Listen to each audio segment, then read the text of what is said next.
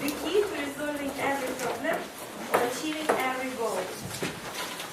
The key to resolving every problem or achieving every goal.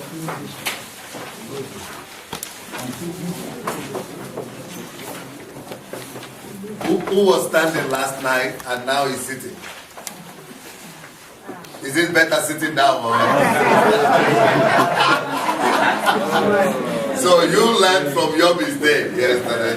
So you don't want to repeat it this morning. Never. 2 grand. Tell me it helped. You want to tell me it helped? Yes. It helped? Yes. Oh, yes. My decision yesterday was never again to postpone tomorrow what you can do today. And you know why? It's because you stood. If I had forgiven you, if I had, just, shifted whatever, let it go, and you won't feel the same. But that 2 grams of pain, that's what made you to really come to that conclusion. Now, I want you, before we continue, some of you who are saying this now, I want you to tell me something. Did standing yesterday truly help you? For sure. No, just true, no, sincere. Want to say something? No. Yeah. Anybody want to say something about that? I was actually telling my pastor yesterday that this year one of my goals was to be able to, read more. Because due to the nature of what I do at work, I read a lot. I have to analyze stuff. I don't really have time to read, other books. And it's been the highlight of my goals. And even though I'll start a book, it might take me longer, but I have never been able to do what I did yesterday. And when we came to the meeting, I had not, finished the book, which is normal. For me, I mean, I won't finish it and I'll, postpone it and just never get to it. So it was amazing. I was telling him last night, I said for the first time, in my life, I can say that I stood, I was kneeling, I was standing, it was hurting, but I did get through the book. Wow, are you sure? Yes, I did. I got through the book, and I'm proud of me because that's a goal that I've been targeting since the beginning of the year. And I've not been able to, So pain helps. It did help. Who else is, speak louder. So that they can. Yesterday when we were standing, I remember saying mercy. Then you paid no attention to that. Then standing here, I said you are asking for mercy. That's why you're still where you are. Yeah. That's why when my pastor said you're going to release them after something, I was the one that said, no, he didn't say that. Because I'm standing, I should have jumped for what he said. There's something in me said, no, go through this. Feel the pain. And I stood here, Pastor Sunday, after we kept on standing and I knew there was no mercy coming. I said, you better read this book. Honestly, I wasn't reading. I was saying, I didn't read when I'm sitting down. It's now that I'm standing. That's my struggle. But when I knew mercy was not coming, that was my shock in what I wrote. My shock was reading 30 pages in less than 1 hour. I was never done it before. Standing in pain. I skimmed through. And that was my shock. What happened to me, especially when we was talking about doing the different things, and I went back to my room because I really knew that I'm coming back, and I know what I'm going to do. And I thought you would never come back. I thought you now just be cursing Pastor Sunday now. Let's curse this guy, let him die. Let him invite us back to this place again. So I got out. When I came out, I rushed out, and Frida is in our room, and she's an excellent organizer. She has a great business already. And I ran in there, and she was looking at me. I said, Frida, I'm signing up for your coaching. I said, I'm making myself accountable. I said, I got to get ready for what I'm going to do and what I'm coming back for as far as the organizing and everything. And she said, well, as soon as we get back, you're coming in. So that's what I did. The understanding also helped me to appreciate this morning, because I had to drag myself out of bed because I knew I had some unaccomplished tasks which I had to accomplish this morning. Yeah. So I learned a very big lesson. Punishment is good. Punishment is good. When we started the assignments, Louder. when we started the assignments and we had to write about the book, I kind of set myself that I was going to do it. But when we came in the morning and you said that we can do everything else, but we can just read the book, we don't need to write. So I kind of changed my strategy that I was going to read before I sleep. So I was caught off guard when we came and you asked, have you finished the book? Because I had to put my deadline to read before to finish reading before I go to sleep. So that caught me off guard. So I've just decided that I'll stick with the program. Whatever changes here, I'll stick with the program. Because I know if I set a deadline, then I'm able to meet. But if there's no deadline, then I kind of let it slide. But the standing helped, and I'm like, I'm not changing anything. Very good. Well, you I didn't start. didn't start, but it was a lesson in leadership for me. I was discussing with Olu and Kate this morning about it.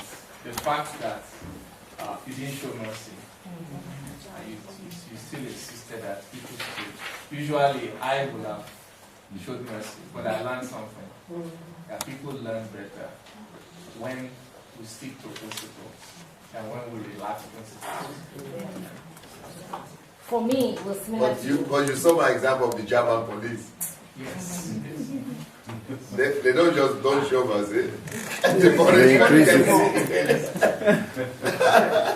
Yes, for me, it was an example in leadership also, because I was thinking, after we stand for a while, you will actually give us mercy. When I realized we were not doing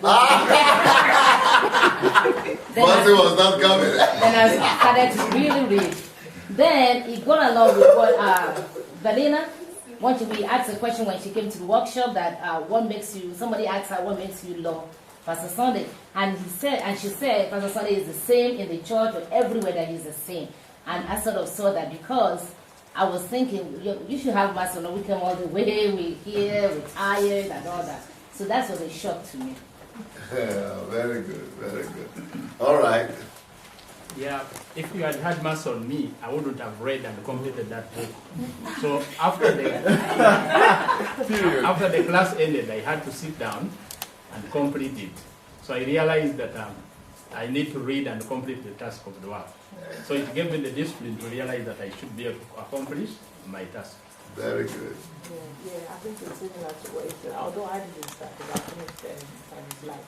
But then, because I didn't want to start today, they actually gave me the opportunity to actually read. So actually, so I'm going to the standing helped, but my main problem actually, around lunchtime yesterday, I just looked around, I can analyze, and I was very sure most people are not going to finish this book. I was very sure about that. It's very easy to know. So I also had because of how people are behaving. how people are behaving. So I really knew that. So maybe the thinking I had was because life is predictable. Yeah. Because if people were so relaxed, life is predictable. They were going to stand. I just knew it. So I also relaxed because I knew. So you thought, Pastor, we had so many.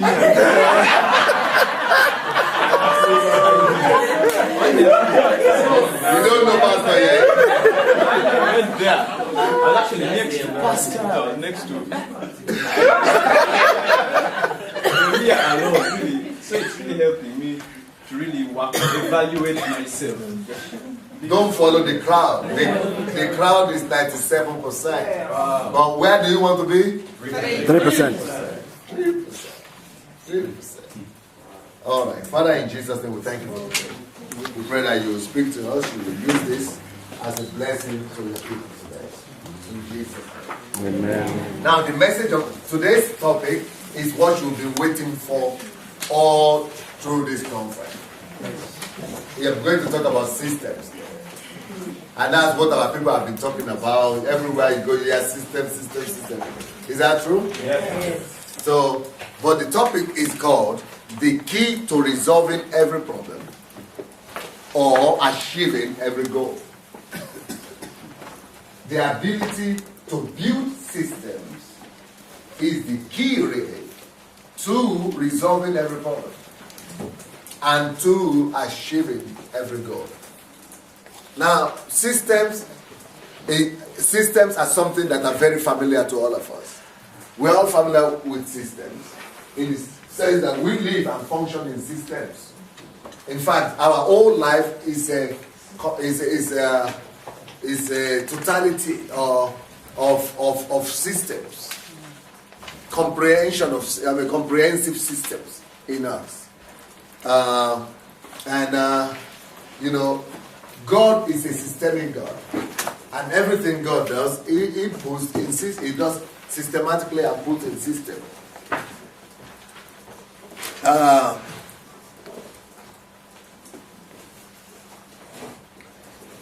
In Genesis chapter 1, we could see how God created the whole world. But Genesis chapter 1 is not just the story of creation. Genesis chapter 1 is a story of the methodology of creation. And it is not just about the strategy of God, but it's about the processes of God. So when you look at Genesis chapter 1, you'll find out that all things that God did and everything He created them in systems. He put them in systems. For example, when God said, "Let there be light," the light did not just appear, but the light appeared to stay. The light appeared in such a way that it was so comprehensive that there is light here, there is light in Latin America, there is light in Africa, there is light in Europe, there is light in America, there is light everywhere. Now, that is not enough. But God would never need to wake up one day and say, "Oi, I forgot to put on the light on the earth." Oh, wow, this is morning in Europe, and it is night in Latin America. It's supposed to be more afternoon, and I didn't let the sun to walk. It would never need to do that again. You know why? Because He structured and put everything to work in system. It's like you're feeling bad, right? Yes? This is how this is.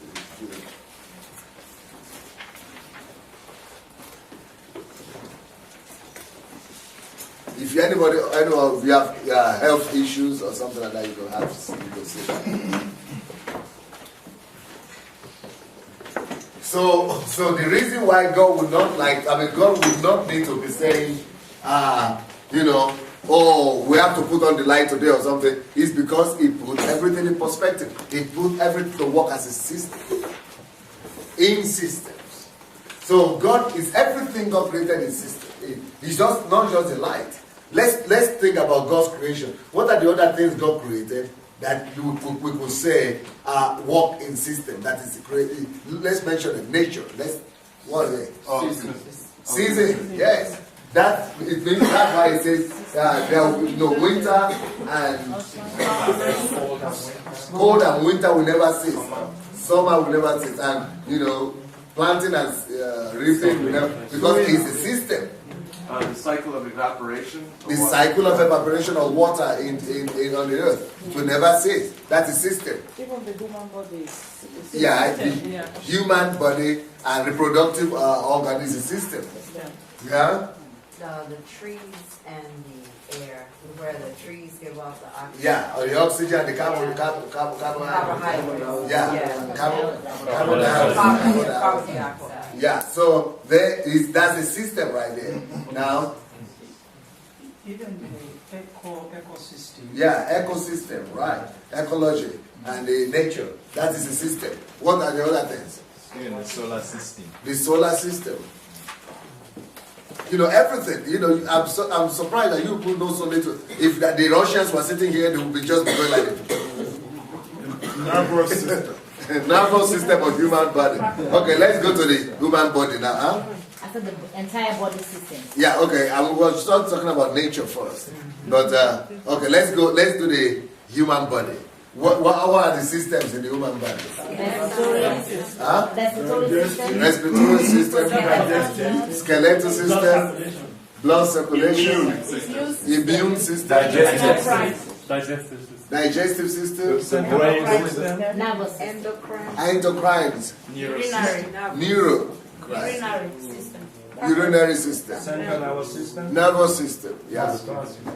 Huh? Muscular system, reproductive, digestive, endocrine system, they said, digestive system, Elimination.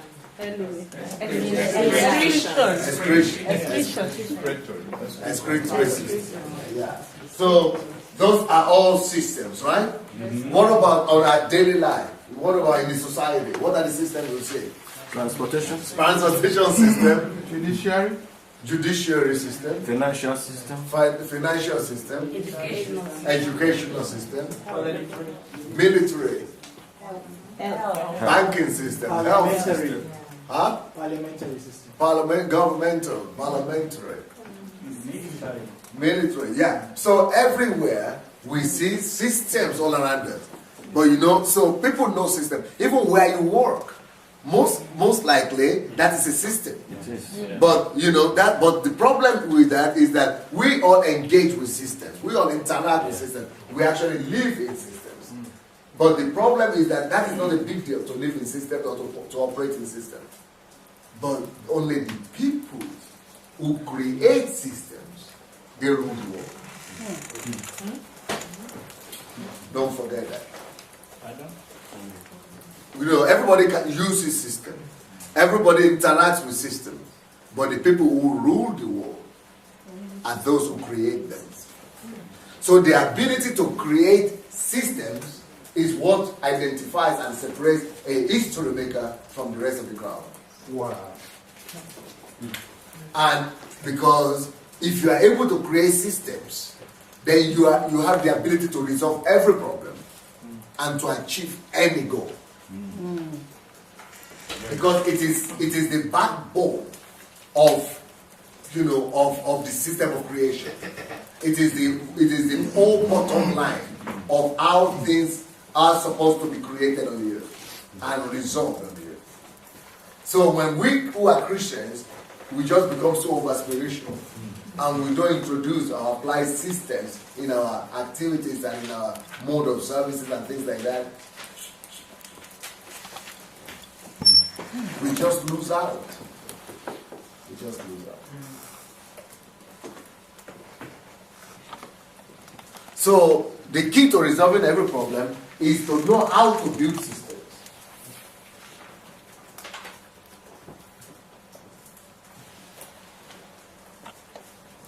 Now, what is a system? Systems are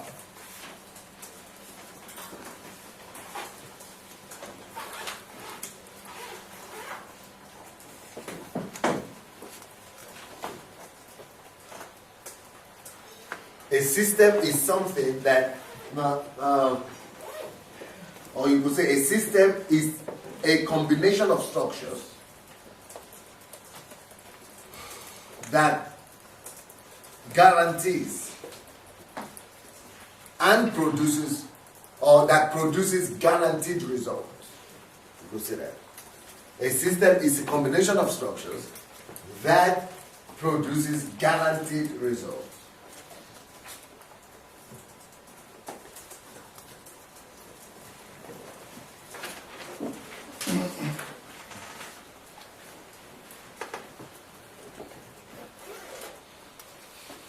But system also involves structure and processes.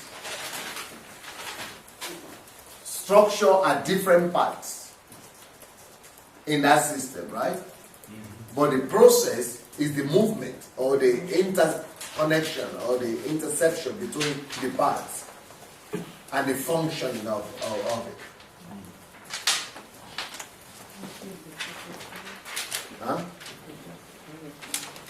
Yeah. Could you repeat that again?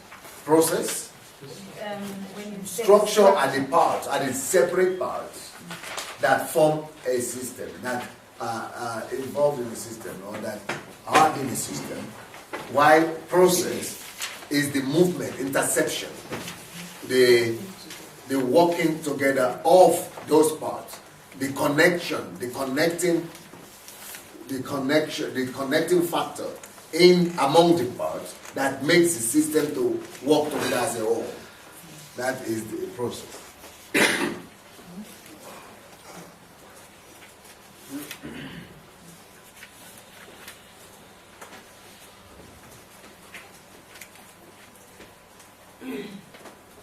But then, for you to build a system, the most important thing you need is to remember the things that I spoke to you yesterday, the quotation that I gave to you yesterday, that there are no failures in life.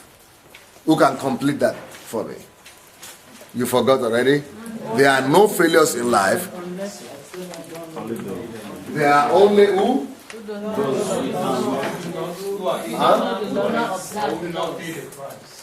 There are only those who do not know the laws and principles of success, or who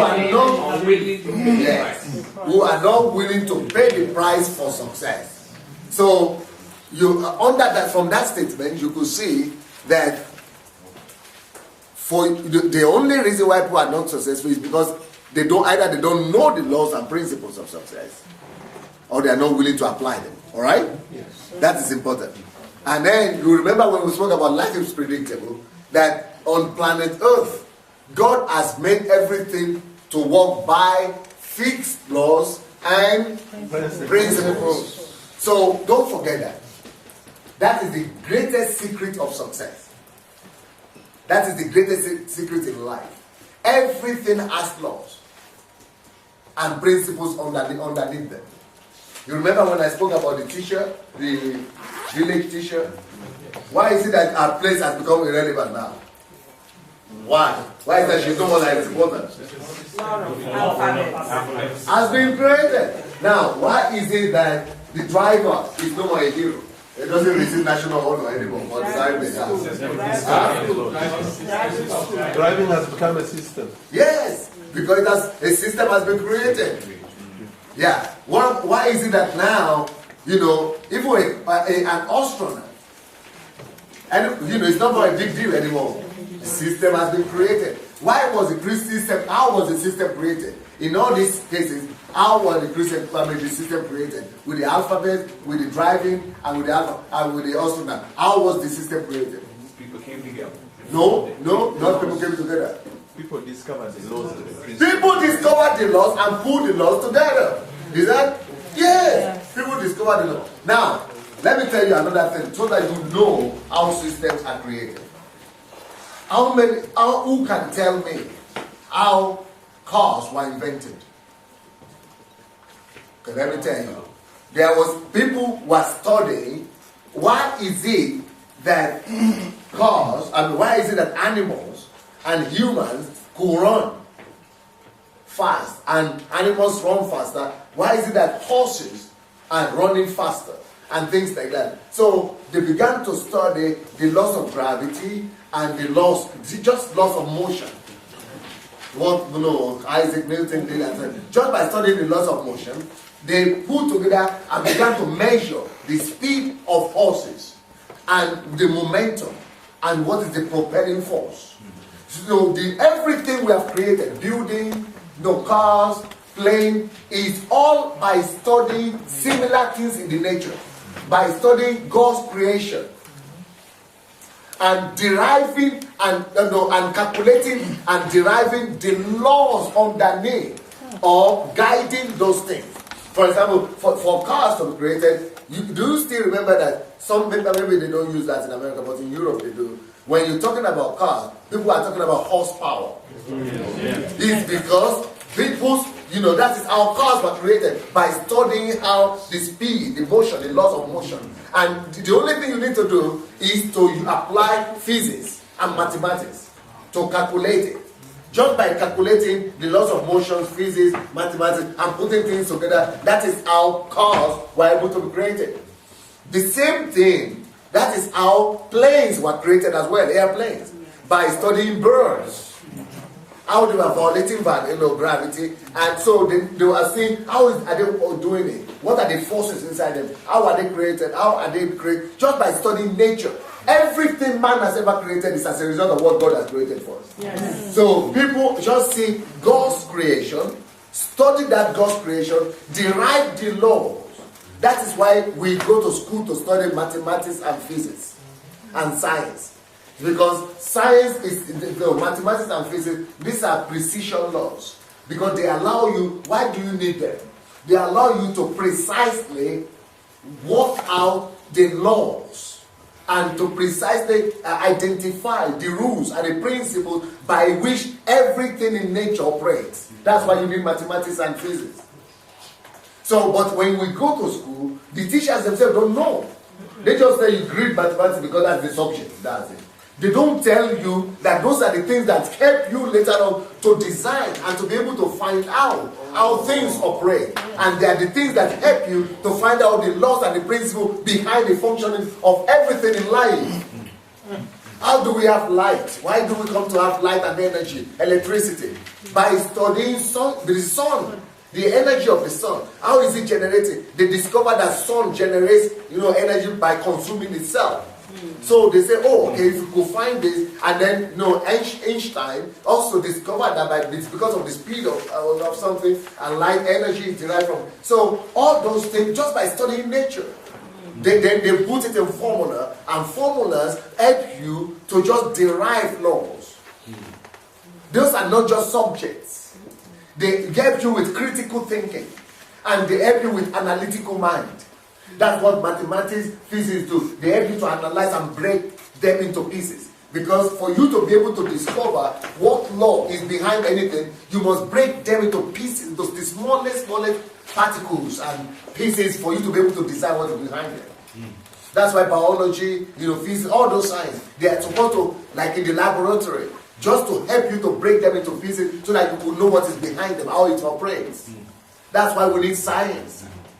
Are you all listening to me now? Yes. So the more you could investigate, that's why I was asking you people to read those biographies, not just anyhow. Research, notice details, the ability to notice details and to detach one from the other and to break them down into particles and into different things. That is what, that's what that makes you to stand the chance of invention, of discovery. You discover when you are not meticulous. You discover when you are particular about details.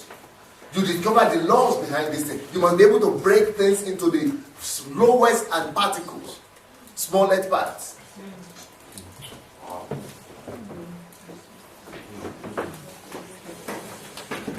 So, one of the most complex discovery in one of the most complex creation of God on the earth is the human brain. So that the study of human brain has started about almost 100 years ago, hundreds of years ago. But only in the last 50 years we've had breakthrough. So as a result of that breakthrough, from the military science, people began to invent computers. So the things that we have now, internet, computer, everything, is all based on the operation of the human brain. By studying human brain, that's how computers came about. It's still not perfect. Robots, all those things are coming from the operation of human. That's why you see robots, they are like human beings. It's always by studying something what God has already created. It is studying the human system that gives us understanding of how we could duplicate it in a new form. Are you listening to me? Yes. So those are systems. So the ability to be able to discern details and to be able to analyze is that's the basis for you to be able to, begin to create your own system. They make you function better in life. That's why when people are reading the books and you are not noticing things, that is a pain. Because you will not even be able to settle things in your own life, talk like you're going far to rule the world. And the 3% that rule the world, they rule the world only on the basis of the fact that they created some system somewhere. Bill Gates, is because he created that system of Microsoft. That is the whole World Wide Web system. People create system and everybody else work on them. For them and pay them to function. Apple, all those things. They create their own system and the whole world just services them.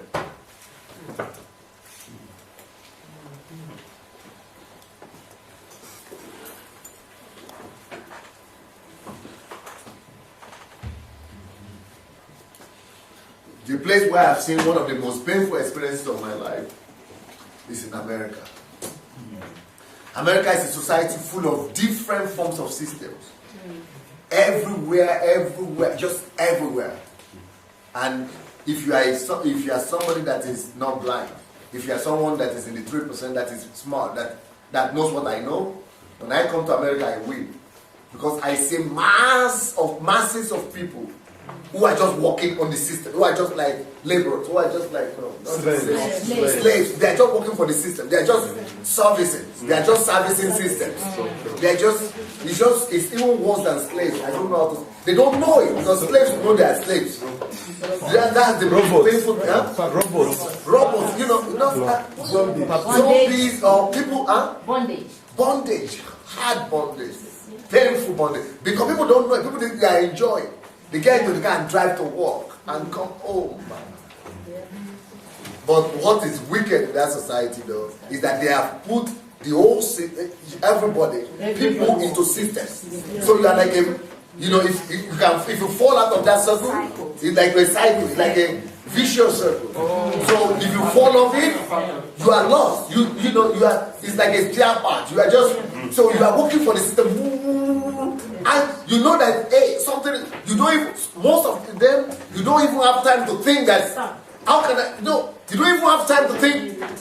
Hey, what am I doing with my life? You are just getting old. Then giving birth to children. As soon as you get old, they send you off. Your children come and replace you, and then those people, you just going, and they give you the slightest relief. Some small salary, some small some small compensation. But you still have to. If you are sick, you come back and do it. You give it back. Just run. And I say, man, people don't even have time to think mostly. The ones that have time to think, they could say we have a break for a little bit, and they're afraid they come back so they don't fall away from this. So the thing is just driving people. It makes me just want to cry. Even though in Africa, so much poverty, but people can control their own life. Yeah. But that place has become a mechanism, a machine.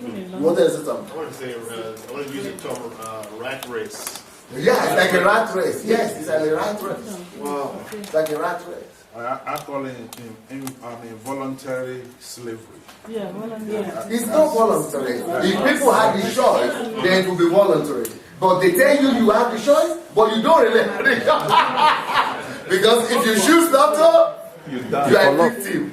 You die. Pastor, I get it. So the church's inability to produce systems has caused them to just wait on God to come down and create something when He's done creating. He's given us the ability to create systems. And we're praising and waiting on God to come down and create a system. He has given that to you. Yeah. It is your obligation.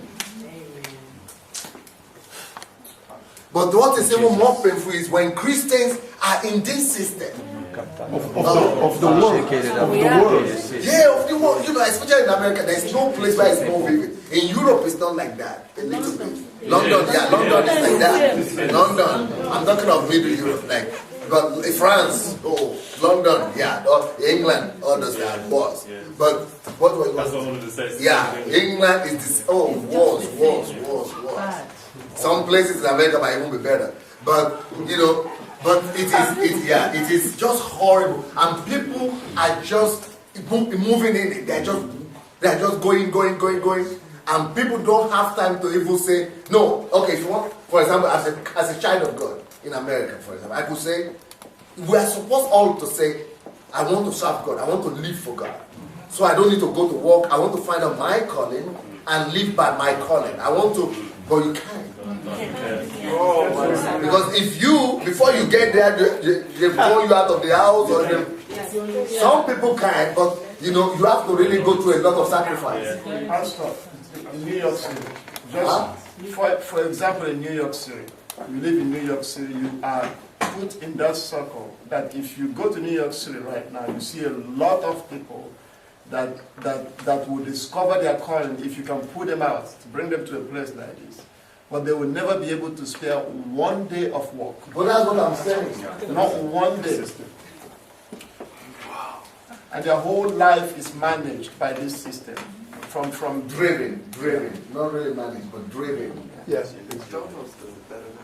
Also, some of the multi-marketing business in America, they are structured and they are systematic. Those are good. That's the positive thing. You know, those multi-marketing people, they created their own system. Yes. Came out of the mainstream, and which is good. But that's what we are supposed to be doing. Yes.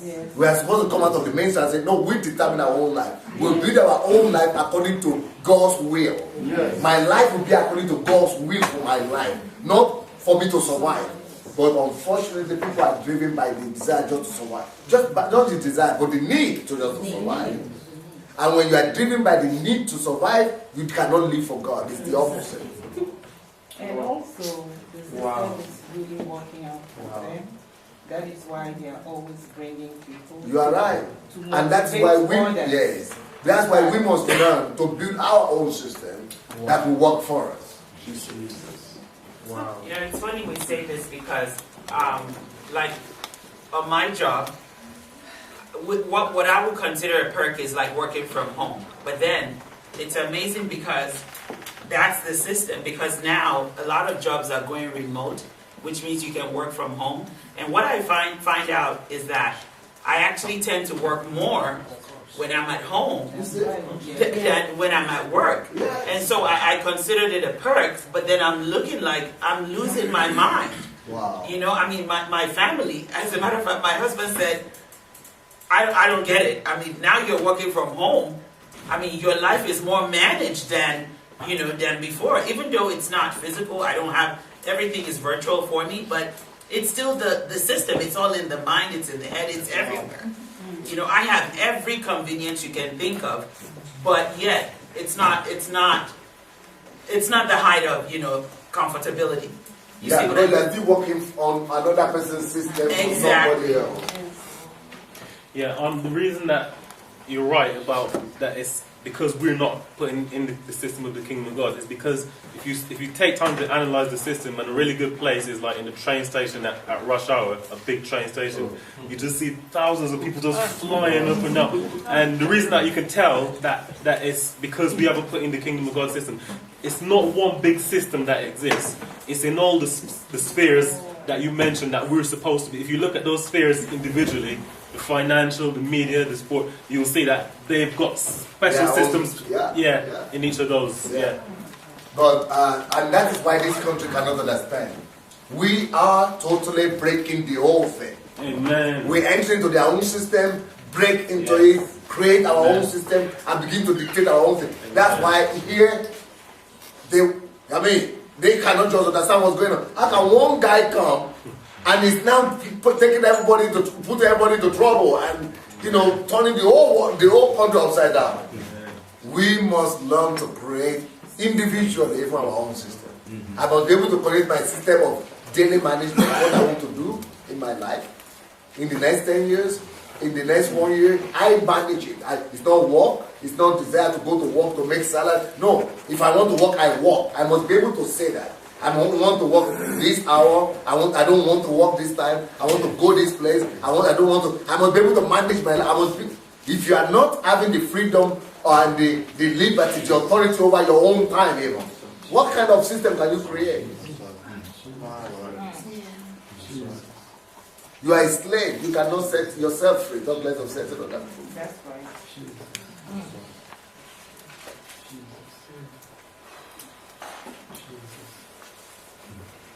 I was thinking of the 3 days retreat. If you work Monday to Friday, you really don't have 3 days. You see?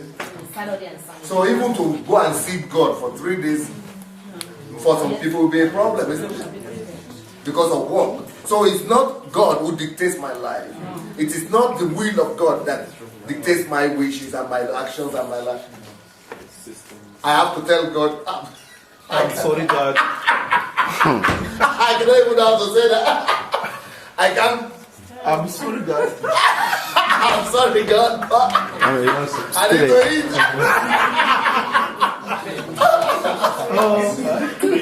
Sometimes also, you always necessarily have to create a system from scratch.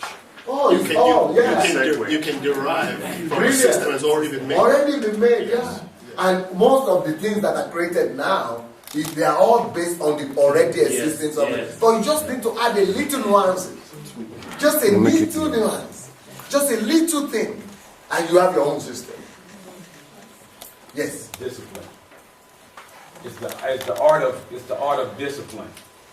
There's a lot of athletes out there, but there's a certain percent of athletes that have the discipline in order to get to the highest level. Like we said yesterday, just today also, success is all about two things.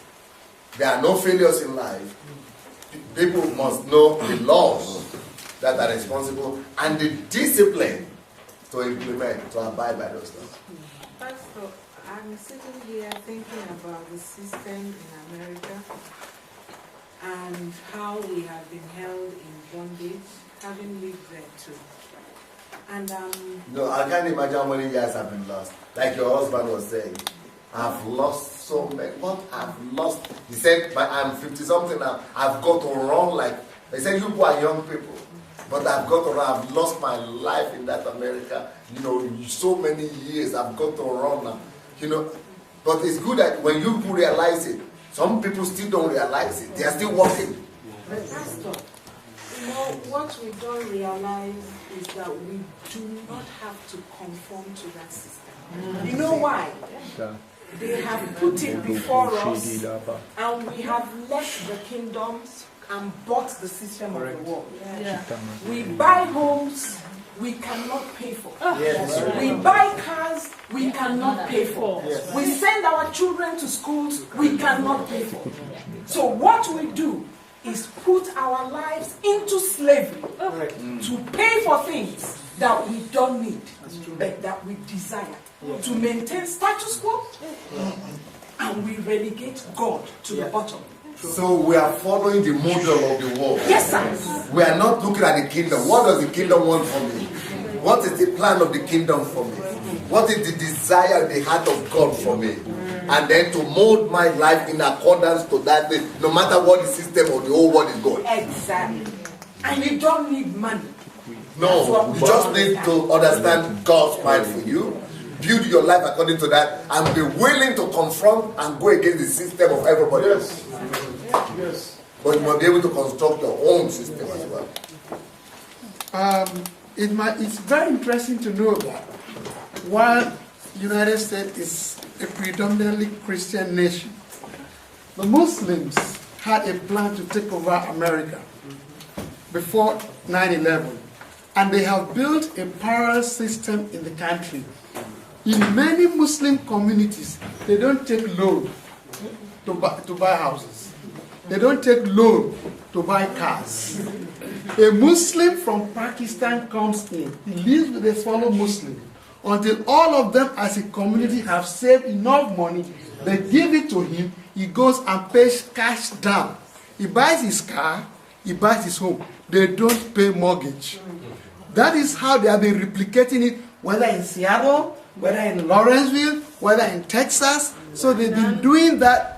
So they are independent of the financial system. So right there in the US, while we are complaining about the car loans, Muslims are financing themselves free of the burdens of mortgage and car loans. Wow. They don't pay interest.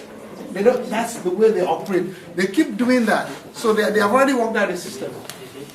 If I want to say this, I think if we are here as a body of Christ, I think it's time to look at this and see what we have to do. We have to do this. It's exactly the same thing in UK. Yeah. The Muslims have taken over. They are far ahead in UK than in America. In every sector of the economy, and they are strategically going in. So if we as Christians are going to do that with what we are starting now, I think we need speed, because now UK is totally enrolled. They can't disengage from that power. And like what we have learned there, and like what we are saying, I think it's going to be good for us, like my brother said, to have this mentality. Sorry, I'm a biologist. Talk about a virus. Virus does not have anything of its own. It's used bacteria to survive. So the system, like you say, is there. So you can go in there and with mentality and grace of God, use everything. Because Parents don't have any control. You just use everything about bacteria, use it, finish it, destroy it, just go to another one and be careful. So we can, it's possible. But we think, I think it's good for us to think of this structure right now, because if they take over UK and US, maybe we are looking at a lot of things going to go more than that. Yeah, I was going to say, yeah, changing the system actually starts with us. And it actually starts with knowledge, which has been revealed here and now. Because I remember, when you came, this type of knowledge actually was revealed to us. It took a lot of effort, it took a lot of sacrifice, it took a lot of fighting. But me and my husband decided that we were not going to stay in systems. So against all, we were not going to stay in the systems of the world. Against all odds, without any money pre-planned or anything, he just began to build his own system, full-time, working from home. Even though it was very hard, and the same thing I did, partially, I did. Even though I work, but I dictate my own terms. I have when I work and I have when I don't work. And, thanks to you, the investment, even though you didn't want to do it, but because our eyes were open, we decided we were not going to stay in system. It's very hard, the sacrifice, because it's no point in actually coming to learn, talking about it, and then we are the agents of change. We need to go back there, no matter how little. And because we've tried it for a bit, maybe about 2 years or more, we know it was a struggle and it's still a struggle, but we're encouraging others to do so. Because otherwise we will not get out of the system. And the same thing will be happening around. Someone has to pay the price to break the chains. Yes. All right, so to build a system, what do you need? The most important thing you need to build a system is, don't forget this, is that there are underlying laws in any system, principles. Just like in mathematics, they call them formulas or algorithms. So I want to give you the basic algorithms to building systems. And this will just be basic, all right? And the algorithm, the example that I'm going to use, we are going to build systems together with you now. We are going to build a system, but this system is going to apply to relationship with people, just for you to see as an example. But you will see how systems work and how for example, let's put a task before ourselves. The task of touching 10,000 people in a year. Is that a huge one? How can you get 10,000 people saved in a year or touch them individually? How can you touch 10,000 people, getting them saved in a year? Is that a small assignment or a big one? It's a big one. It's a big one. Yes. But you will be surprised by the time we work out the system now to see how small, how easy it's going to look to be able to achieve that goal through the help of systems or through the help of a system and the principles of building systems. So system building involves algorithms or formulas. So the basic formula, the number 1 point, the basic rule or the basic principle in that algorithm is that, number 1, every system you want to build must start with a goal or target. So what is the goal that I've just identified now? 10,000 people saved in a year. 10,000 people saved in a year. 10,000. Now the second algorithm, the second main principle of building system is time. There must be a time factor or time limit. Time limit. Do you agree with that? Yes. Okay, what about if we say we want to get 10,000 people but no time limit? Forever, anytime, just by faith, just as God gives it, as God, how do Christians say? How do Christians say? By God's grace or what? By God's grace. At God's time. At God's timing. At God's timing. Yeah. At God's time. Just let it, by the grace of God, just as God's time to do it, as God will. So, yeah, God. wishes. Yes, as God wishes. So when will that goal be reached if it is as God wishes? Of course, very good. It's no longer a system if there is no constraint. Systems must have constraints and limitations.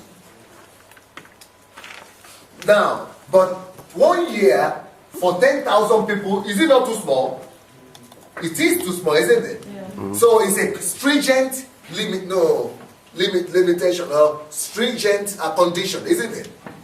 But who can you tell me that the limit, the more stringent it is, what does that release? What does that release? When it's a short limit like that, it's not 10 years. What does that release? Drive. Pressure. Plan into demand, planning from you, commitment, Focus. Determination. So your limitations, by the time you are giving limit, because some of you, that's why what I want you people to get from this. When I told you must read a book in a day, you didn't think you are so smart now, but when I gave you that limitation, you are thinking, but I couldn't do it. How can I finish a whole book of 1,200 pages per day? But can you see now the advantage in limitation? What about if I just give you the book and say you must read it, but I don't tell you when to finish? Of course, you give back to procrastination, stubbornness, and all that. So the fact that I put a limit on you people, that you must do this work, and of course I know why you are whining, but it's not good for the flesh. But is it really good when it comes to achieving goals? Sure. Or not? Yes. Demands, boundaries. Good. Boundaries, are they good? Eventually, to achieving goals. So, which means, even though we might not like boundaries, we must still put them around us. Even though we might not like restraints, but restraints help us to produce. And restraints, they drive out the best, they put out the best from us, in us. Pressure causes the juice to come out of the orange. You getting it? So we need that limitation. We need that constraint. The next one.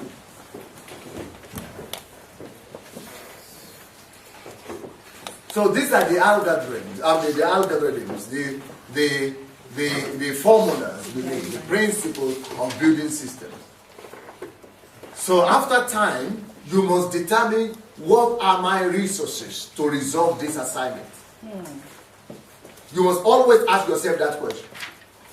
You remember when I told you to read the book, I said you must find out how much time do I have, what is the task from how many pages of book do I need to read. Then what did I say we should do after that? Divide, of course. That is, those are systems, even in little things. But if you don't start in little things like that, you'll never be able to build the big systems. Okay, let us, if our assignment is to touch 10,000 people and maybe disciple 1,000, but let's just touch 10,000 right now. The thing is, what do I have? You have to make a list of what you have. Some of you already have people under you, you already have some work or some leaders or some members under you. But supposing you don't have anything, there are some of you here who don't have anything. Supposing you just came to a town by yourself, alone. You just arrived to a city, you don't have anything. So let us take the worst scenario.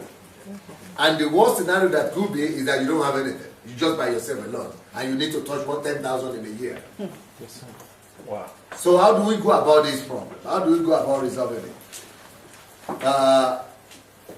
No matter how poor you are and how weak you are in preparation, I still want to let you know that you have something. And the basic thing you have, if you have nothing, is that you have yourself at least. You have you. Okay? If you have you,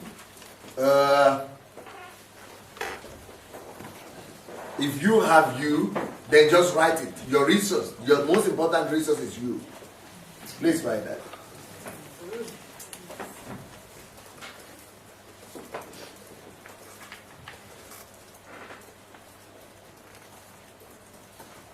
Your biggest resource is who?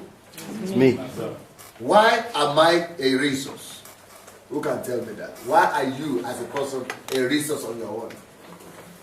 Because I can make it. Yes. Because I have the power, the ability to create the resources. Okay. Who else want to say anything? Why are you a resource? Because I'm a carrier of highest richness, this Of Spirit course, of God. Because you are a person, as an individual, you are the highest of creation. You are the crown of creation. There is nothing more. There is no intelligence that is higher than human. But you see, even though you are a human being and you are a resource on your own, but why is it that, please come, why is it that despite the fact that land is taller than me, right, and we might be age mates, and yet he might be tall, he might be 50 years old, 10, 30, 40 years old, but yet, even though he's a human being and I am a human being, I, that is smaller than him in height, maybe younger than him in age, I might be producing more result than him. You know why that is? Even though I might start from the same basis. I'm a human being, he's a human being. The difference is he didn't put value into himself. He didn't develop himself. And probably I developed myself in some areas. So you can only give what you have. You cannot give, you cannot produce what you have not already put inside of you first. So the reason why most people are, you are a human being, but the fact that you are a human being doesn't mean anything. The fact that you are a person or you are grown up doesn't produce anything. That doesn't mean. The only thing that makes you to be valuable is because of the amount of value that you have created inside yourself. Why is it that, for example, you know how to work on computer, you can type fast, you can do system, you can create graphics, you can make journals. When you go to a place for employment, so let's say any IBM or any company for employment, they give you, and I don't know how to use computer, I don't know how to type, I don't know how to do anything. Who would they give the job to? Him. Him. Why? He has put value in himself. The value of what you will be able to achieve in life all depends on how much you have developed yourself. So the fact that I am a resource, I am here, that doesn't mean that you are going to be able to produce anything. What makes you relevant, what makes you valuable is the amount of development, it's the amount of self-development, the amount of, the quality of values you have put and you have labored to cultivate inside yourself. That is what God was trying to tell Adam. He said, till the ground. How much have you tilled this ground? The very first ground to till is the ground of your mind. The very first ground to till is the ground of yourself, your intellect, your emotion. How much have you developed your spirit, man?